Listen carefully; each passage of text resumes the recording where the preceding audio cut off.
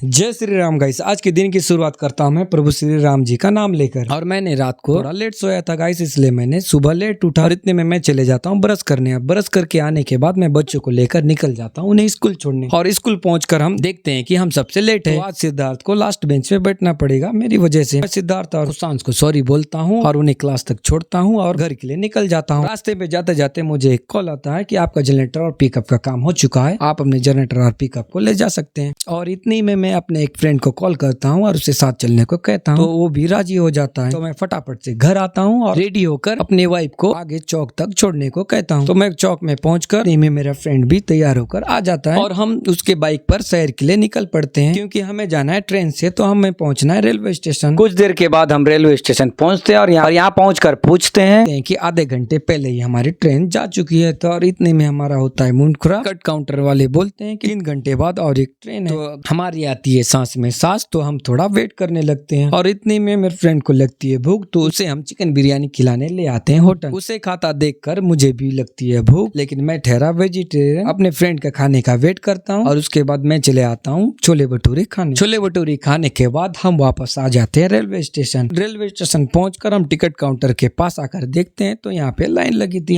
लगी थी। तो हम भी लाइन में लग जाते हैं टिकट के लिए। टिकट कटाने के बाद करने लगते हैं ट्रेन का वेट। तो कुछ देर के बाद ट्रेन आ जाती है, लेकिन वो आती है दूसरे प्लेटफॉर्म पर। तो इस ओवर ब्रिज से हम अपने प्लेटफॉर्म पर पहुंचते हैं, ट्रेन में बैठते हैं। ट्रेन में बैठने के बाद ट्रेन में अपने फ्रेंड को बैठने को कहते हैं और उसे हाथ पे टिकट देते हैं और उसे अकेले जाने को कहते हैं। तो गाइस मेरा फ्रेंड सीरियसली हो जाता है, मुझे अंदर आने को कहता है। तो मैं अंदर आता हूँ और बैठ जाता हूँ और इतने में हमारी ट्रेन भी चलने लगती है और हमें बहुत मजा आने लगता है, क्योंकि हमें ट्रेन में बैठे काफी महीने हो चुके हैं। तो हम ट्रेन में बैठकर बाहर का नजारा देखने लगते हैं। काफी खूबसूरत लगता है बाहर का नजारा गाइस। और इतने में हम ट्रेन के गेट के पास भी आकर देखते हैं, तो यहाँ से भी काफी खूबसूरत लग रहा था नजारा। और इतने में ट्रेन भी फास्ट होने लगती है और इतने में हमें ये डर। तो हम कसकर पकड़ रखे थे, लेकिन अगर कोई लापरवाही हो जाएगी तो हमें पछताना ना पड़े, इसलिए हम वापस आ जाते हैं, अपने सीट पर बैठ जाते हैं और नजारा सीट से ही देखने लगते हैं। और हमारे पास जो चॉकलेट रखी थी उसे खाकर हम और आगे का जर्नी का मजा लेने लगे। कुछ दूर जाने के बाद तो कुछ देर के बाद उड़ीसा के जयपुर स्टेशन में पहुंच। इसके बाद जो जर्नी है स्टार्ट होने वाली है गाइस, बहुत ही खूबसूरत और ब्यूटीफुल होने वाली है, क्योंकि कोरापुट और जयपुर के बीच हिल स्टेशन गाइस काफी खूबसूरत है, कम नहीं है। तो इसे देखने के लिए हम एक्साइटेड थे गाइस। तो हम आगे चलकर देखते हैं।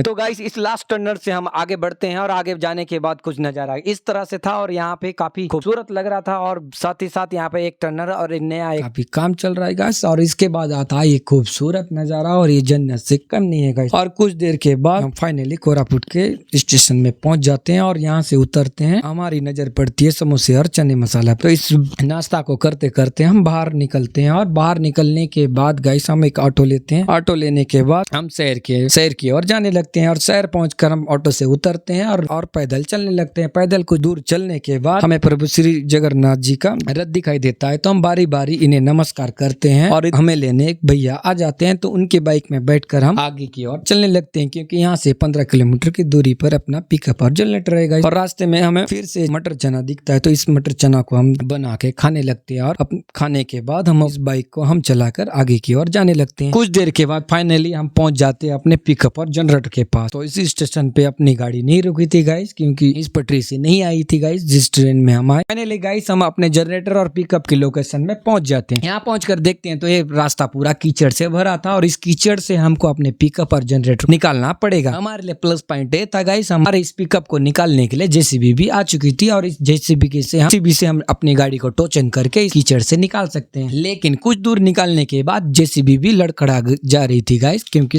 उसमें चक्का स्लिप हो रही थी और जेसीबी भी एक हद तक पलटने वाली थी। लेकिन भगवान की कृपा से उस जेसीबी पलटने से बच गई और हमने लिया प्रभु श्री राम जी का नाम और हम आगे बढ़ने लगे और जैसे तैसे इस कीचड़ से निकल गए। और आगे इस पहाड़ पर आगे एक और डेंजर रास्ता था, क्योंकि इस पहाड़ को हमको इस पिकअप से पार करना था। तो जेसीबी था तो हमें डरने की क्या बात थी। लेकिन जेसीबी जैसे ही आगे बढ़ती है गाइस, कुछ दूर के बाद जेसीबी भी हार मानने लगती है। तो हम अपने पिकअप को स्टार्ट करते हैं और पूरे स्पीड से एक्सीलरेटर को करते हैं पुल और धीरे धीरे इस पहाड़ को भी हमारी पिकअप पार कर लेती है। और फाइनली हम सांस में सांस लेते हैं और थोड़ा वेट करते हैं और इस पटरी को क्रॉस करने के लिए जाते हैं। लेकिन वहां से एक ट्रेन गुजरती है और थोड़ा वेट करते हैं यहाँ से ट्रेन गुजर रही थी गाइस। तो हम थोड़ा उतर कर थोड़ा वेट करते हैं और गाड़ी को थोड़ा रेस्ट देते हैं। और रेस्ट देने के बाद शाम होने के बाद हम अपने फ्रेंड के साथ अपने घर घर के लिए निकल पड़ते हैं यार। कुछ 50 या 60 किलोमीटर दूरी तय करने के बाद हमें लगती है भूख, तो हम एक नाश्ते की दुकान पे रुक के गर्मा गर्म पकौड़े खाने के